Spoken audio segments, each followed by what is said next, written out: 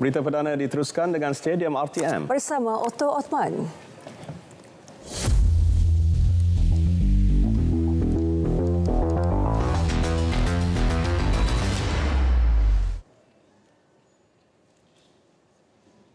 Salam sukan untuk semua. Stadium RTM bersama saya, Otto Othman. Sukan tempur, renang dan olahraga akan diberikan perhatian selain memperkukuh pembangunannya.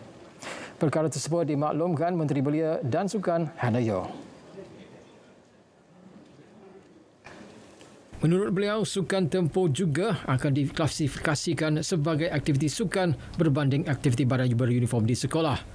Jelas Hannah, bagi melaksanakan agenda nasional sihat di peringkat komuniti, sebanyak 20 juta ringgit turut diperluaskan kepada kelab dan persatuan di bawah Kementerian Pendidikan Malaysia dan Kementerian Pengajian Tinggi.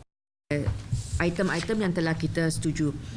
Pertama adalah kerajaan bersetuju untuk mengklasifikasikan sukan tempur sebagai satu aktiviti sukan berbanding sebagai aktiviti badan beruniform untuk mewujudkan dan menggiatkan pertandingan kompetitif tahunan peringkat sekolah dan IPT merentasi pelbagai sektor pendidikan.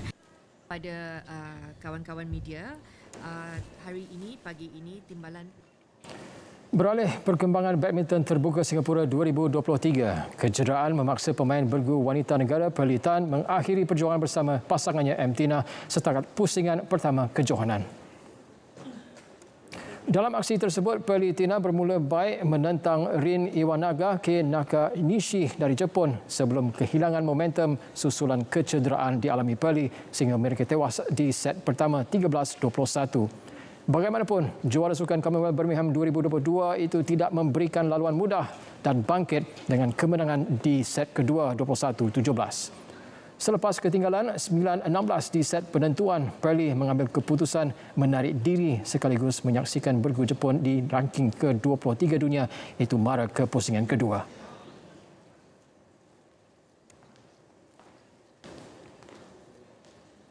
Sementara itu, masih ada kabar gembira saingan terbuka Singapura. Perseorangan badminton lelaki negara Ng Zi Yong dan gandengan Goh Sun Huat, Shavon Jamie Lai melepasi pusingan pertama. Zi Yong mengetepikan cabaran pemain Ireland kelahiran Vietnam Nat Nguyen 21-17, 18-21 dan 21-15. Selepas ini, Zi Yong akan membuat perhitungan menentang wakil Thailand Kun Lavut Vititsan. Manakala bergu campuran Sun Huat Shavon Lai menundukkan gandengan Indonesia Rehan Naufal Kusarjanto Lisa Ayu Kusumawati. Menanti mereka di pusingan kedua, pasangan dari Hong Kong Lee Chun Hei, Reginald Ng Zi Yao.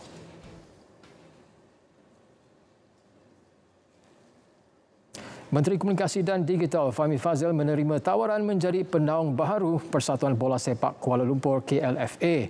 Presiden KLFA Khalid Samad berkata secara dasarnya Fahmi Fadzil bersetuju dengan meletakkan beberapa syarat yang perlu dipatuhi, antaranya dari aspek penajaan.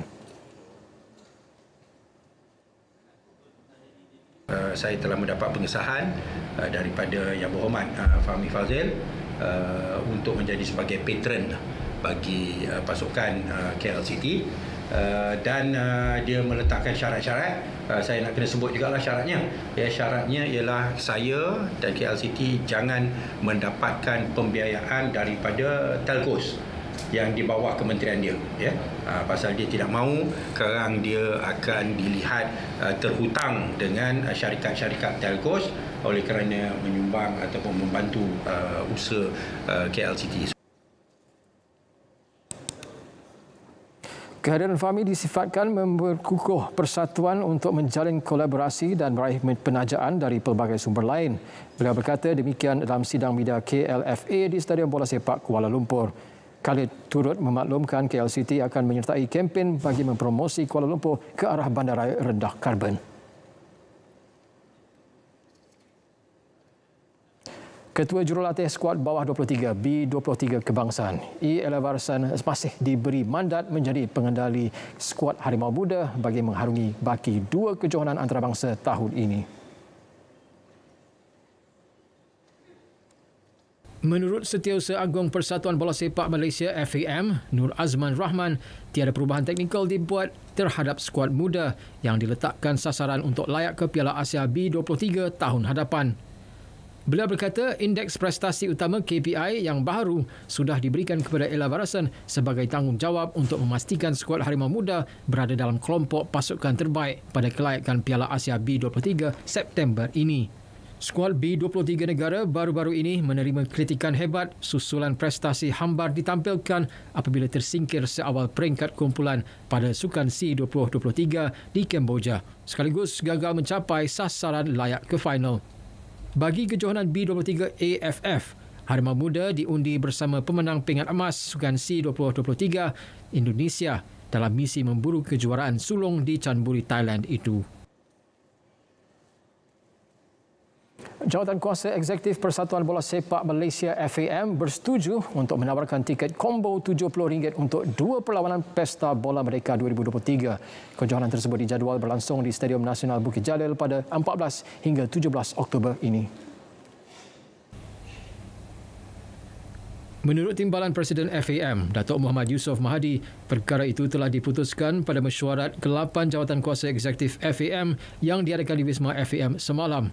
Jelas beliau, harga tiket bagi kategori terbuka untuk dewasa adalah RM40, kanak-kanak RM5, manakala RM60 untuk grandstand dan RM80 bagi kategori premium.